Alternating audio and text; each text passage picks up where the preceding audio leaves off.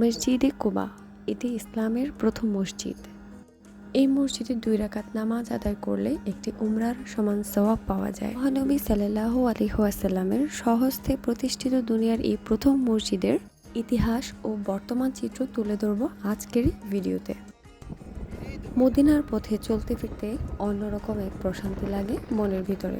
এই নগরী জুড়ে ইসলামের ইতিহাসের অনেক নিদর্শন ছড়িয়ে ছিটিয়ে রয়েছে, যা দেখে মনটা সত্যি সত্যি শীতল হয়ে যায়। পথের পাশে বড় বড় খেজুর বাগানগুলো দেখতে খুবই ভালো লাগছে। মদিনার পথঘাট দেখতে দেখতে আমি এবং আমার পরিবার আমাদের গন্তব্যে পৌঁছে গিয়েছি, মসজিদে কুবা। চোখের সামনে ভাসছে শুভ্র স্থাপত্য, ঐতিহাসিক সেই মসজিদটি। আমরা চলে এসেছি ইসলামের ইতিহাসের প্রথম মসজিদ, মসজিদে কুবা প্রাঙ্গণে। এই সেই মসজিদ। এখানে কুবা নামে একটি কূপ ছিল। এই কূপকে ঘিরেই জনবসতি গড়ে উঠেছিল, সে কারণে এই এলাকার নাম হয়েছিল কুবা। আর হিজরতের পর মহানবী সাল্লাল্লাহু আলাইহি ওয়াসাল্লাম যখন এখানে আসেন এবং এই মসজিদটি নির্মাণ করেন, যেটি ইসলামের ইতিহাসের প্রথম মসজিদ, তখন এই এলাকার নামেই নামকরণ হয় মসজিদে কুবা।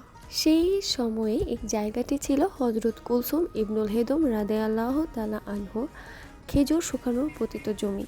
তিনি ছিলেন ওমর ইবনে আওফের গোত্রবতী। মক্কা থেকে মদিনা হিজরতের পর মহানবী সাল্লাল্লাহু আলাইহি ওয়াসাল্লাম এই জায়গাটিতে 14 দিন মতান্তরে 10 দিন অবস্থান করেন এবং তার আতিথ্য গ্রহণ করেছিলেন। মসজিদের আশেপাশে কিছু গাছ দেখতে পাচ্ছি আর খুব সুন্দর একটি নিরিবিলি পরিবেশ। এরই মধ্যে ছোট ছোট বাচ্চারা তসবিহ বিক্রি করছিল, আতর বিক্রি করছিল। চলুন দেখাচ্ছি মসজিদটি ভেতর থেকেও। মহিলাদের নামাজ আদায় করার জায়গাটি এটি, সেই সাথে জুতা রাখার জায়গাও আলাদা। আমিও জুতা রেখে দিলাম। মক্কা থেকে মদিনায় জমজমের পানি আনার ব্যবস্থা করেছেন, আর জমজমের পানি এই মসজিদটিতেও ছিল। হিজরতের প্রথম দিনই এই মসজিদটিতে ভিত্তিপ্রস্তর স্থাপন করা হয়। মসজিদের নির্মাণ কাজে সাহাবাদের সঙ্গে স্বয়ং রাসূল সাল্লাল্লাহু আলাইহি ওয়াসাল্লাম অংশগ্রহণ করেন।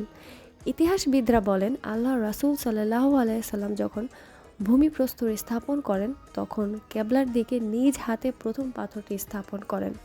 আর এইভাবে দুনিয়ার প্রথম মসজিদ নির্মাণ হয়। নামাজ পড়ে যখন বাইরে আসলাম তখন এই কিউট সুন্দর একটা রাগী বিড়াল সামনে পড়লো। ওকে ধরার সাথে সাথে আমাকে একটা মেরে দিল। একটা আপু ওকে খাবার দেওয়ার পরও খাচ্ছিল না। আসলে বিড়ালটা সুন্দর থাকার কারণে সবাই ওকে ধরাধরি করছিল, আর অতিরিক্ত ধরাধরি তো বিড়াল পছন্দ করে না, এর জন্য রেগেছিল।